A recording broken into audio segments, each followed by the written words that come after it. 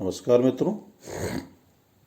आज हम बात कर रहे हैं बीए भाग प्रथम के सेकंड पेपर सामाजिक मानव शास्त्र सोशल एंथ्रोपोलॉजी में बहुत ही महत्वपूर्ण विषय नातेदारी किनशिप पे। किनशिप हम थर्ड ईयर में भारतीय समाज के संदर्भ में भी पढ़ रहे हैं। मैं आपको बार बार ये बता रहा हूँ, मैं वहाँ भी इस वीडियो को शेयर कर रहा हूँ। बीए भाग थर्ड में भी पढ़ रहे हैं इसको हम, और बीए भाग प्रथम में भी पढ़ रहे हैं। नातेदारी के संदर्भ में मैंने आपके इसके अर्थ वगैरह की विस्तार से चर्चा की। अब मैं आज आपसे नातेदारी की परिभाषा और इसके अन्य बिंदुओं के ऊपर चर्चा करूंगा। चार्ल्स विनिक ने अपने पुस्तक द डिक्शनरी ऑफ एंथ्रोपोलॉजी में नातेदारी को परिभाषित करते हुए कहा है कि नातेदारी व्यवस्था में समाज द्वारा मान्यता प्राप्त वे संबंध आते हैं जो अनुमानित और वास्तविक वंशावली संबंधों पे आधारित हैं। रडक्लिफ ब्राउन ने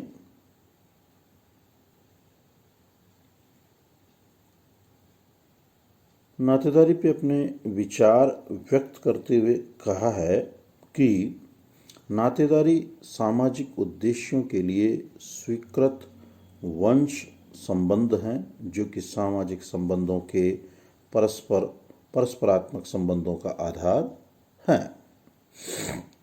लूसी मेयर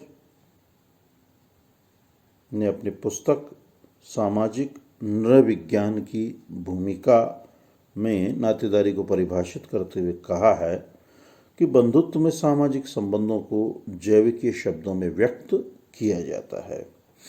अगर हम इन सब विद्वानों के विचारों का अगर सार निष्कर्ष निकालें तो ये बात निकल के आती है कि नातेदारी में उन व्यक्तियों को सम्मिलित करते हैं जिनसे हमारा संबंध वंशावली के आधार पर होता है, और वंशावली संबंध परिवार से पैदा होता है एवं परिवार पर निर्भर है।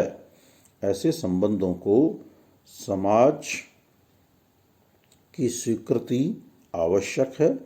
कभी कभी प्राणिशास्त्रीय रूप से संबंध न होने पर भी यदि उन संबंधों को समाज ने स्वीकार कर लिया है तो वे नातेदार माने जाते हैं।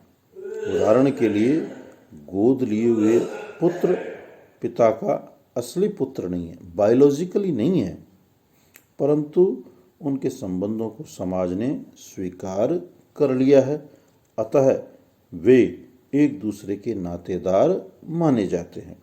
भारत में प्राचीन समय में विवाह के पूर्व ही किसी लड़की के होने वाले पुत्र या विवाह के बाद पति की स्वीकृति से दूसरे द्वारा उत्पन्न पुत्र, जिसे क्षत्रज कहते थे, ये भी नातेदारी में सम्मिलित था। बहुपति विवाही टोडा जनजाति में बच्चे का प्राणिशास्त्री पिता कोई भी हो सकता है, परंतु सामाजिक रूप से वही भाई पिता माना जाएगा जिसने परसुत पीमी संस्कार किया हो। यही बात हम देवर एवं साली विवाह के संदर्भ में भी देख सकते हैं। देवर विवाह में एक पुरुष को अपने भाई की विधवा स्त्री से विवाह करने की स्वीकृति होती है। ऐसे विवाह से उत्पन्न संतानें मृत भाई की ही मानी जाती है। साली विवाह में एक व्यक्ति को अपनी मृत पत्नी की बहन से विवाह करने की आज्ञा होती है और ऐसी बहन को अपनी मृत बहन का पद प्राप्त हो जाता है। अतः सामाजिक उद्देश्यों के लिए रक्त या प्राणिशास्त्रीय संबंध नातेदारी में ज़रूरी नहीं है। इसका कारण यह है कि नातेदारी एक सामाजिक तथ्य है जिसमें समाज की स्वीकृति महत्वपूर्ण है संबंधों की सामाजिक स्वीकृति के नियम भिन्न भिन्न समाजों एवं स्थानों पर भिन्न भिन्न हैं। इसका कोई सर्वमान्य तरीका नहीं है। नातेदारों में हम रक्त संबंधियों एवं विवाह संबंधियों दोनों को सम्मिलित करते हैं। रक्त संबंधों को हम नातेदारी की आंतरिक व्यवस्था कह सकते हैं, तो विवाह संबंधों को बाह्य व्यवस्था। अब हम बात करेंगे नातेदारी के भेद, types of kinship. Types of kinship में मैंने आपको बताया कि 3 प्रकार है, रक्त संबंधी, विवाह संबंधी और काल्पनिक। लेकिन हम पुस्तकों में 2 ही का उल्लेख पाते हैं, रक्त संबंधी और विवाह संबंधी।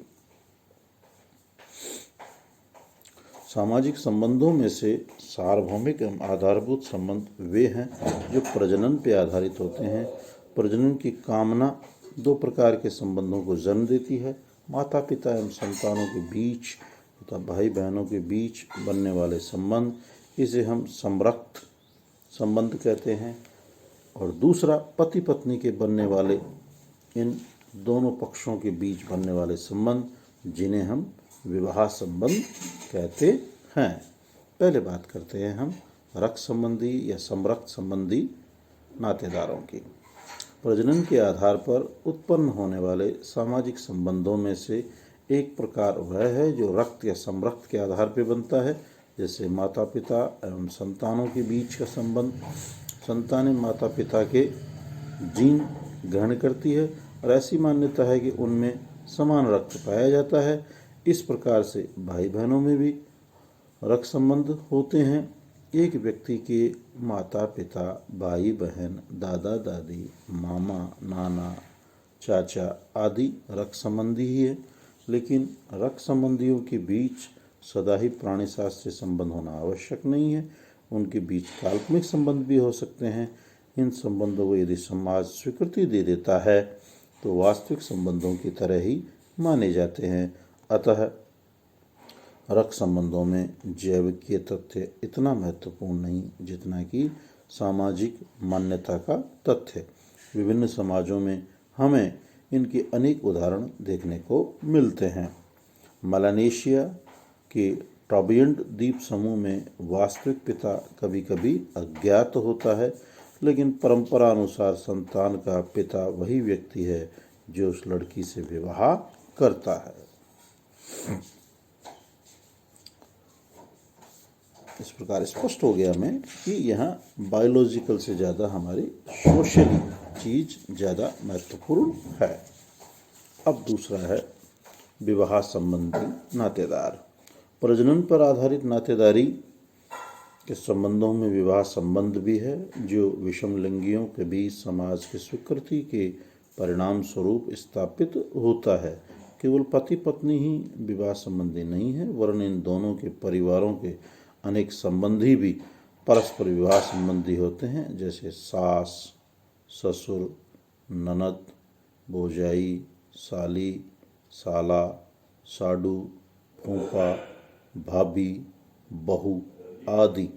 इन संबंधों को 2 व्यक्तियों के संदर्भ में ही प्रकट किया जाता है, जैसे सास बहू, ससुर बहू, पति पत्नी, जीजा साली, देवर भाभी, ननद भौजाई, साला बहनोई, मामा भांजा, भतीजा फूफा आदि। इन सभी संबंधों के बीच संबंधों का आधार रक्त न होकर विवाह है। और तीसरा मैंने आपको बताया था काल्पनिक संबंधी, गोद ली हुए, जिसकी हमने इन दोनों ही नातेदारी के संबंधों के संदर्भ में चर्चा की कि जहाँ बायोलॉजिकली नहीं, सोशली इम्पोर्टेंस है इसकी। इम्पोर्टेंट है ये कि संतान नहीं हुई तो किसी को गोद ले लिया और उससे वंश परंपरा को आगे बढ़ाया। अब मैं कल आपसे बात करूंगा नातेदारी की श्रेणियां, कैटेगरी, जहां मैं 3 कैटेगरियां बताऊंगा, प्राथमिक, द्वितीयक, तृतीयक। फिर उसके बाद में हम बात करेंगे नातेदारी के यूजेस, जहां मैं आपसे बात करूंगा नातेदारी की 6 रीतियों के ऊपर।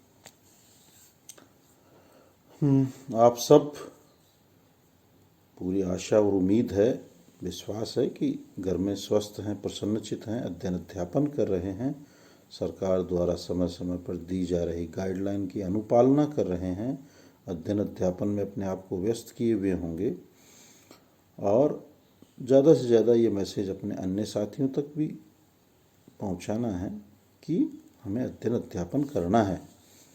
जो सोशोलॉजी और अन्य विषयों के आपको जो वीडियोस मिल रहे हैं उन्हें देखना है। वीडियोस, पीडीएफ नोट्स, अन्य ई कंटेंट्स, अन्य माध्यमों से आपको जो घर पे अध्ययन सामग्री उपलब्ध कराई जा रही है उसकी हमें अध्ययन अध्यापन करना है, स्वाध्याय करना है।